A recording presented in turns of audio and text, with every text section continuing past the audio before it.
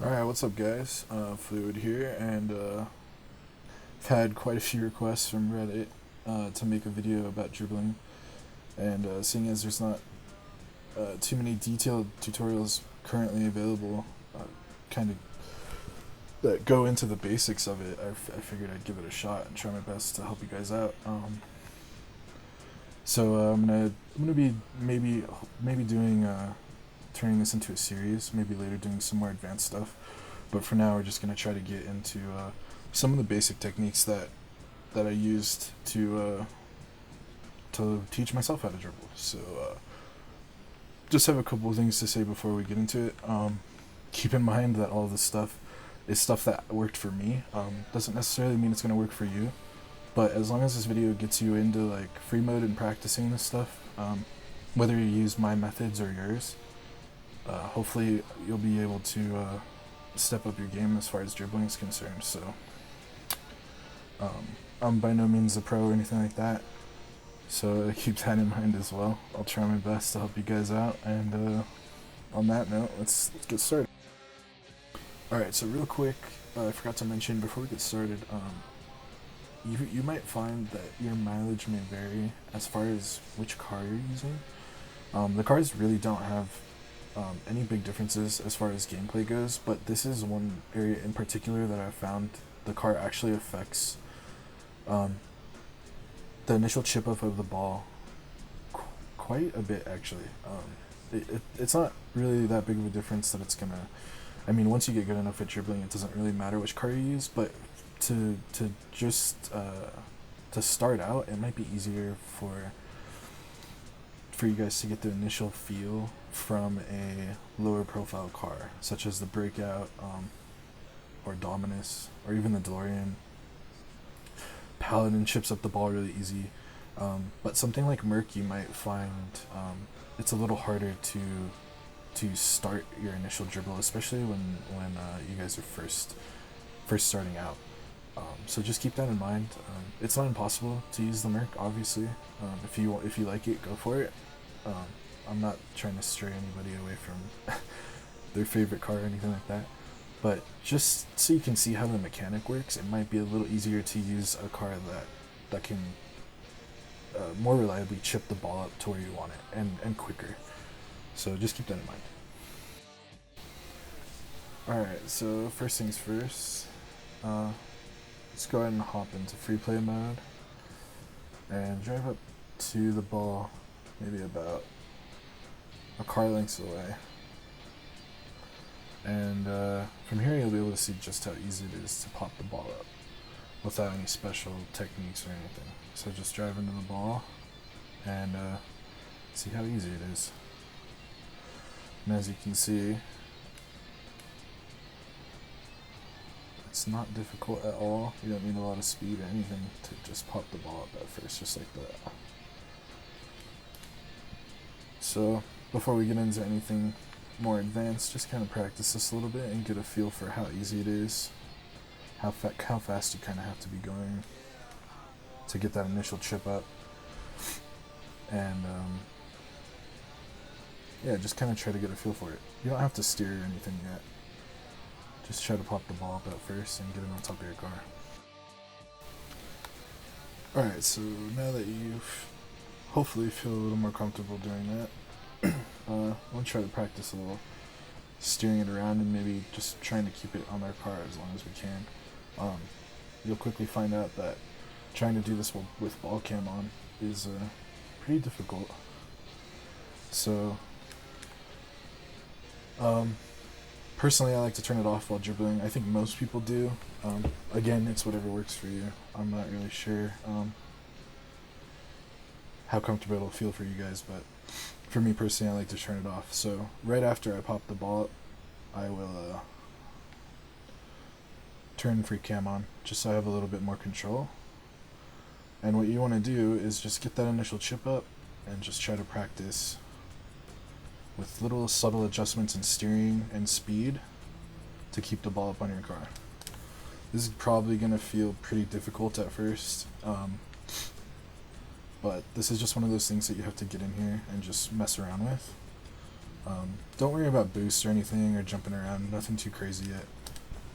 Just, and do the same thing, just drive up, start slow, try to get that initial chip up, and once you get on your car, just try to kind of drive around with it.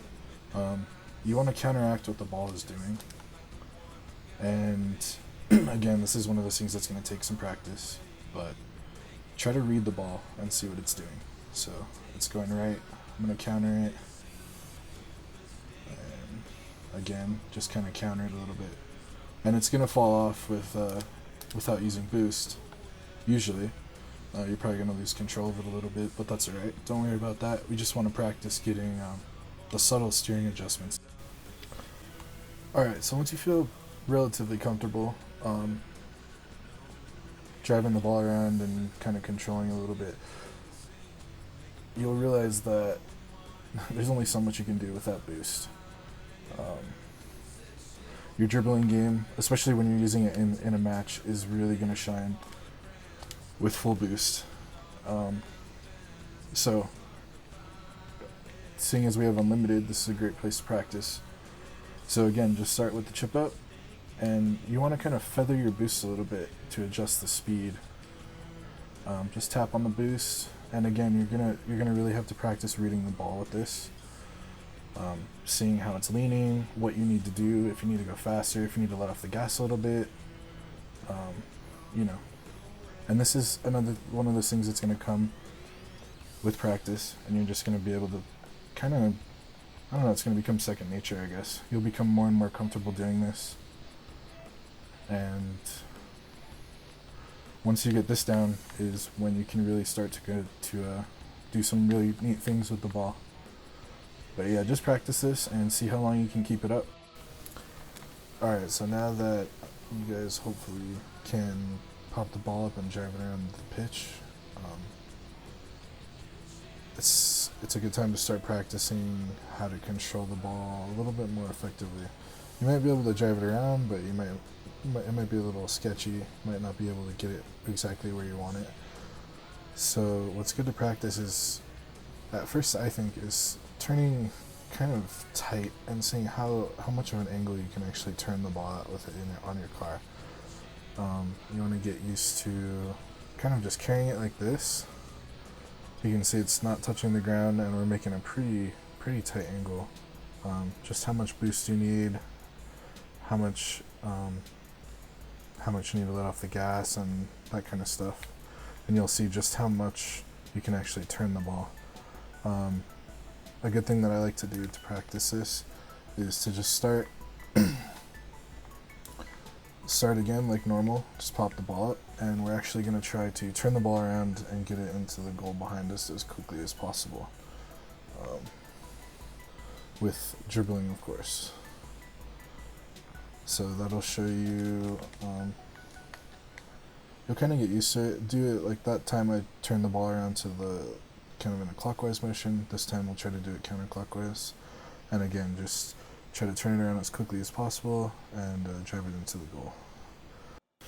Alright, so one of the next things that I kind of forgot to mention was actually getting the ball on top of your car from when the ball is in a rolling position rather than stationary.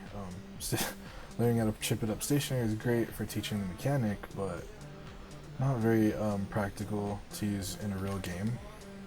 So what you want to do is kind of just set it up for yourself with the ball roll, and I like to have ball cam on pretty much before any dribble and catching the ball. It just makes it easier to get the initial pop up, at least for me. But you want to kind of meet up with the ball and kind of cut into it in front of it so you can get that pop up. Again, kind of have ball cam on, and just you want to like trip the ball almost and let it roll up onto the side of your car. So just do this a couple more times, and you can notice how when the ball actually hits my car is the moment that I'm switching to free cam, just to kind of make the initial dribble a little easier. Alright, so hopefully you're at least a little bit comfortable, becoming a little more familiar with with getting the ball on top of your car, whether it be stationary or from a rolling position, which is awesome. And now, one of the best ways that I found to practice catching the ball out of the air is in aerial training. So let's hop into all-star aerial training, and I like to have ball cam on for this, just the first part. And you kind of want to just meet up with the ball, and right after you get the catch like that, just pop it up, turn ball cam off, and start your dribble. This is a little complicated at first, and it's kind of hard to explain how exactly to catch the ball. You don't want to be completely like directly underneath it. You want to kind of be behind it, if that makes sense. So you can kind of push it forward just enough like that. I messed that up, but that's where it's a good way also to practice popping the ball up from a rolling position too. So this is really a valuable way to get these techniques nailed down and really solidify your ability to start the dribble. So let's just do one more here real quick. Catch it, turn ball cam off, and then just dribble it right into the goal. So this is kind of the part for me which was the most exciting, learning how to actually control the ball and kind of the beginnings of manipulating it into exactly where you want it to go. Because this means we can start actually utilizing this in game, which is, like I said, the exciting part. So once you can kind of reliably guide the ball where you want it,